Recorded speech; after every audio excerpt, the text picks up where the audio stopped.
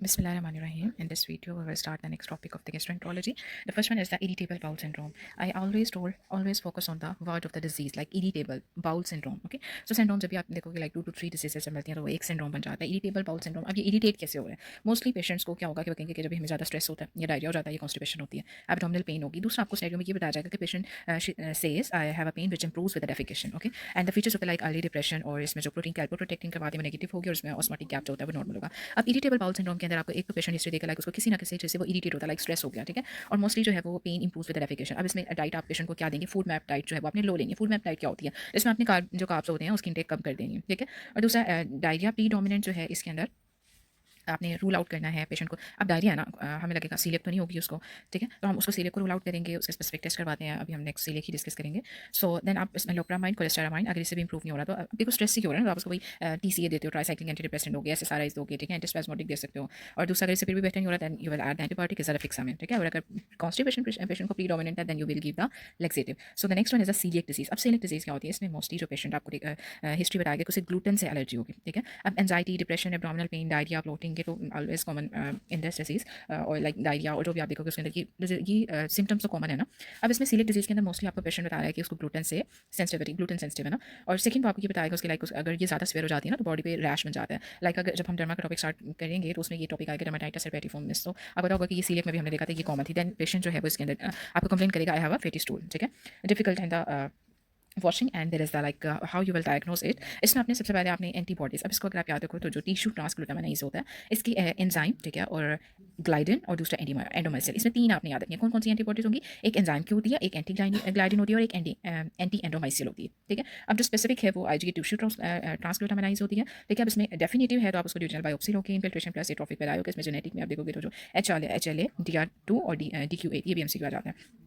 अब इसमें अपने पेशेंट को कैसे डायग्नोज करना है, वही आप सिम्टोमेटिक ट्रीटमेंट देखोगे ऑन द सेम डाइट. और इसमें आपने देखने की पॉजिटिव आईजीए टिश्यू, लाइक मैंने आपको बताया टिश्यू ट्रांसग्लूटामाइनेज जो है ये पॉजिटिव होगा. और इसमें आपने लाइक कोई बायोप्सी नहीं लेनी. अगर ए सिम्टोमेटिक है, सेम डाइट है और उसमें टिश्यू जो ट्रांसग्लूटामाइनेज है वो नेगेटिव आया तो then you will go towards the biopsy, ठीक है. सिम्टोमेटिक है, आपने ग्लूटेन भी स्टॉप कर दिया है. और दूसरा अगर तो इसमें ये जो आप देखते हो जेनेटिक ये पॉजिटिव है देन आप further move towards the biopsy. अगर डायग्नोज हो गया सिम्टोमेटिक है, आप उसकी फूड प्रोडक्ट्स चेक करोगे क्या क्या ले रहा है, ठीक है. If the complaint then you will do the endoscopy and the biopsy. अब इसकी मैनेजमेंट यही है कि ये बताया जाता है कि आपने ग्लूटेन फ्री, लाइक अगर पेशेंट जो है वो बिल्कुल लाइक एक बाइट भी जो ले रहा है इसमें ग्लूटेन की या गंदम की जो रोटी होती है राय पार ले तो उससे पेशेंट को क्या होगा, एलर्जी हो जाती है, पेशेंट को डायरिया होगा. ये हर किसी की जो एलर्जी है वो डिपेंड करेगी ऑन द पेशेंट रिस्पॉन्स. इसमें आपने जो पेशेंट है वो राइस ले सकते हैं, पोटैटो ले सकते हैं और लेंटल्स जो बीन्स होते हैं वो ले सकते हैं.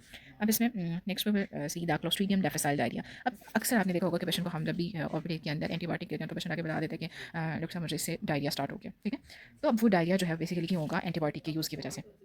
वॉटरी डायरिया होते हैं मोस्टली, उसमें ब्लड और म्यूकस हो सकता है, नहीं भी हो सकता है, डिपेंड ऑन द सेवेरिटी. इसमें लोअर एब्डोमिनल पेन होगी, फीवर हो सकता है और दूसरा की इन्फेक्शन है ना तो इसमें WBC काउंट जो है वो रेज होगा. अब इसमें सेंसिटिव जो है वो आप PCR करवाते हो, जो स्पेसिफिक है उसमें आपने टॉक्सिन देखना होता है. देन फिर आप कोलोनोस्कोपी की तरफ जाते हो. अब इसमें इनिशियल अगर फर्स्ट एपिसोड आई है तो आप इसमें वेंकोमाइसिन दे देते हो फॉर द 10 डेज. और अगर सेकंड है सब्सिक्वेंट है एपिसोड तो आप फिर डॉक्सामिन दे दोगे. स्वेयर है तो आप वेंकोमाइसिन के साथ फ्लैजल भी ऐड कर देते हो IV. वेंकोमाइसिन ओरल देते हो और फ्लैजल की जो है वो ड्रिप लगा देते हैं IV. अब इसमें प्रिवेंशन ये है washing with water and the soap, ठीक है. और इसके अलावा इसमें अगर टॉक्सिक मेगाकोलोन का स्वेयर हो गया तो then you will perform the surgery. तो अभी तक हमने क्या डिस्कस किया, इरिटेबल बाउल सिंड्रोम जो कि मैंने आपको बताया कि वो लाइक किसी चीज़ से आपकी जो GIT है वो इरिटेट हो रही है, आधे वो स्ट्रेस हो सकता है, आधे कोई फूड हो सकती है, ठीक है. इसमें क्या पेन जो है वो इंप्रूव होगी विद द डेफिकेशन. इसमें डायरिया प्रीडोमिनेट होगा, कॉन्स्टिपेशन होगी प्रीडोमिनेंट. अब डायरिया को तो आपने वही एंटी डायरियल ड्रग्स दे दी. दूसरा अगर ये स्ट्रेस हो रहा है तो आप उसको एंटी डिप्रेसेंट दे दोगे. Constipation predominant then you will give the laxative.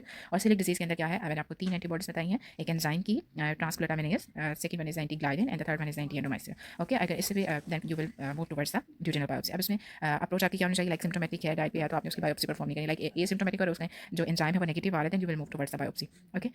Second इसमें फिर हमने अगर ग्लूटेन हमने उसकी स्टॉप कर दिया, सिम्टोमेटिक है और उसके जेनेटिक भी पॉजिटिव है तो then you will perform the biopsy. बस आपने ये देखना है कि आपने जो सिम्टोमेटिक है और दूसरा उसमें जब ग्लूटामाइनेज एंटीबॉडीज हैं वो पॉजिटिव आ गई हैं तो देन आप बायोप्सी परफॉर्म नहीं करते, उसको वही मैनेजमेंट पे मूव करोगे. क्लोस्ट्रीडियम डिफिसाइल मैंने आपको बता दिया कि एंटीबायोटिक की यूज़ की वजह से होता है, मोस्टली सेफ्ट्राइक्सोन, क्लिंडामाइसिन, ये ऐसे ऑगमेंटन से भी बहुत ज़्यादा कॉमन है.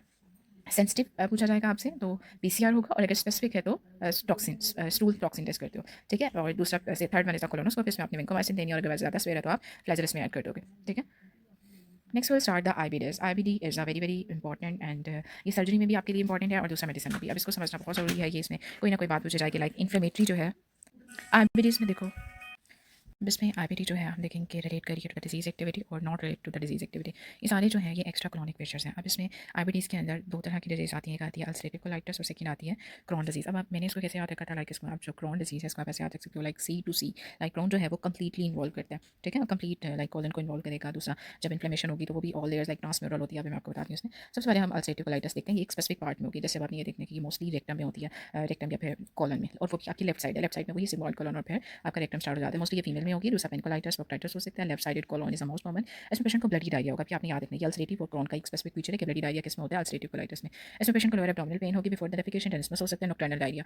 अब इसमें ये आपने याद रखना है कि अल्सरेटिव के अंदर आंका पॉजिटिव होती है और क्रॉन के अंदर आस्का पॉजिटिव होती है। अब जब आप इसकी बायोप्सी करोगे तो उसमें आपको कंटिन्यूस इन्फ्लेमेशन मिलेगी, जो इसने रेक्टम को इन्वॉल्व किया होगा। एरोजन हो सकती है, एब्सेस हो सकते हैं, पॉलिप हो सकते हैं, डिफ्यूज अल्सरेशन। जब आप बेगियम करवाती हो स्वॉलो तो उसके अंदर लेड पाइप अपेयरेंस मिलती है। इसमें सीपीआर करती है फॉर द मॉनिटरिंग, और 8 to 10 ईयर्स के लिए आप उसको स्क्रीनिंग पे रखते हो कि उसका चांसेस जो हैं कैंसर के इंक्रीज तो नहीं हो रहे। और क्रॉन के अंदर हम क्या करते हैं, इसमें भी कोलोनोस्कोपी करके मैंने आपको बताया कि इसमें कंप्लीटली इन्वॉल्व करेगा, लाइक ट्रांसपेरेंट इन्फ्लेमेशन होती है। स्किप प्लेन्स होंगे बाय द एक्सटेंडेड आइलोस्कोपी। ये स्किप प्लेन्स भी बहुत इंपॉर्टेंट है, they will ask in the scenario, like skip planes जो है वो किस डिजीज में होंगे, एंड नॉन केसिएटिंग ग्रेनुलोमा होता है इसके अंदर, ठीक है। दूसरा इसके अलावा इसमें कोबल स्टोन अपेयरेंस होती है, एप्थस अल्सर। अब इसमें जब स्किप प्लेन बनती है ना तो कोबल स्टोन में ये होता है ना, लाइक एक स्टोन पड़ा है और फिर लाइक फ्लैट सर्फेस आ जाती है, देन फिर कोबल स्टोन अपेयरेंस हो जाती है। इसमें एप्थस अल्सर मोस्ट कॉमन है। अब इसमें आप एंटेरोग्राफी के अंदर देखो तो इसमें बाउल असेसमेंट करते हो, और सीआरपी जो है वो फॉर द मॉनिटरिंग। इन्फ्लेमेशन है ना, इन्फ्लेमेटरी बाउल डिजीज है। अब इसका जो ट्रीटमेंट है वो सेम होता है। आप इसमें all the patient given the lower molecular weight happening. इसमें माल डिजीज के अंदर आपने एएस से वही सल्फासालाजिन और मेसालामाइन देते हो। अब अल्सरेटिव कोलाइटिस के अंदर मैंने आपको बताया कि लेफ्ट साइडेड कोलन और प्रोक्टाइटिस होगा, इसमें आप वही ऑरल दोगे जो हमने सल्फासालाजिन देखी और एनेमा करवाते हो, ठीक है। और क्रॉन के अंदर आप उसको ऑरल देते हो। अगर एक्स्ट्रा क्रॉनिक फीचर्स आए तो आप उसको स्टीरॉइड्स दोगे, ठीक है। और अगर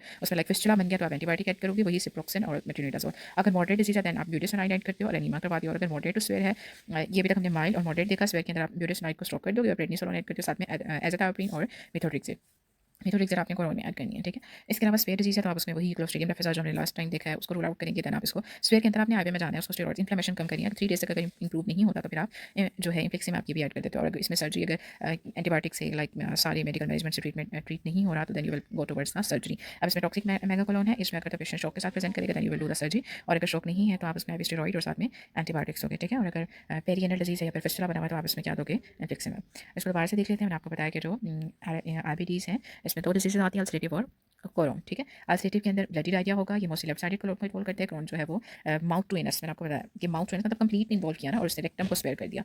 और इसके अंदर ट्रांसपेरेंट इन्फ्लेमेशन होती है। सेकेंड वन इसमें इंपॉर्टेंट चीज़ को आप सीआरपी करवाओगे इन्फॉर्मेशन देखने के लिए, ओके। और फिर उसको अल्सरेटिव के अंदर तो आप 8 to 10 ईयर जो है उसकी स्क्रीनिंग करते हो। अब इसका ट्रीटमेंट माइल्ड के अंदर आपने उसको सल्फासालाजिन मेसालामाइन देते हो। अल्सरेटिव के अंदर आप ओरल एनीमा दोगे। क्रॉनिक के अंदर जो क्रॉन है उसके अंदर आपने स्टेरॉइड्स भी ऐड कर देते हो, ठीक है। क्रॉन में आप ये भी आ सकते हो कि ज़्यादा ही क्रॉनिक हो जाती है। मॉडरेट के अंदर आपने ब्यूटेसोनाइड और एनीमा करवाते हो। और अगर मॉडरेट टू स्वेयर है देन आप उसमें प्रेडनिसोलोन ऐड करोगे। और अगर स्वेयर आ गया तो आप उसको आईवी स्टेरॉइड्स दोगे। और अगर टॉक्सिक मेगाकोलोन की तरफ चला गया देन आप आईवी स्टेरॉइड के साथ एंटीबायोटिक दोगे। और अगर उससे भी इंप्रूव नहीं हो रहा then you will move towards the surgery. अब इसमें related to the disease activity का ये मतलब लाइक इसमें आईवी के अंदर पेशेंट जो है वो आपको ये भी हिस्ट्री दे सकते हैं कि उसको पेरिफेरल जो है आर्थराइटिस है, एरिथेमा नोड्यूसम। नोड्यूसम में वही आपने ये ज़्यादातर नोड्यूल से बन जाते हैं जो कि रेज होते हैं, लोअर लिम्ब बहुत ज़्यादा पेनफुल होते हैं, ठीक है। और इसमें पेरिएनल स्किन टैग्स होते हैं जो कि ज़्यादातर क्रॉन में कॉमन होगा। कॉलीलिथियासिस हो सकता है। दूसरा एफ्थस अल्सर जो मैंने आपको बताया था, ओरल अल्सर, एपिसिक्लाइटिस भी हो सकता है। और अगर not related to the disease activity उसके अंदर पाउडर गैंग्रीनोसम, जिसके अंदर अल्सर भी बनते हैं कहाँ पर, लोअर लिम्ब में, ठीक है। और इसको आप ट्रीट कर सकते हो विद द स्टेरॉइड्स।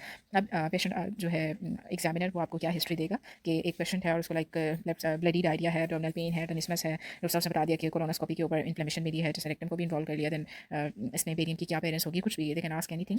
और इसमें बस याद रख लो कि एरिथेमा नोड्यूसम और एफ्थस अल्सर मोस्ट कॉमन होते हैं। एफ्थस अल्सर मैंने और पेरिएनल जो स्किन टैग्स होंगे, फिस्टुलास जो है वो ज़्यादातर क्रॉन्स में बनते हैं, तो क्रॉन को सी से सी क्रॉनिक याद रखो, ठीक है। अभी हम इसको लाइक गेस्ट्रो, और आई थिंक सो गेस्ट्रो तो मेरे ख्याल से खत्म हो गई। अब now will start the enterology, like hepatic system start करेंगे इन द नेक्स्ट वीडियो। और उसके बाद फिर हम इंशाल्लाह विल डिस्कस द रिकॉल्स।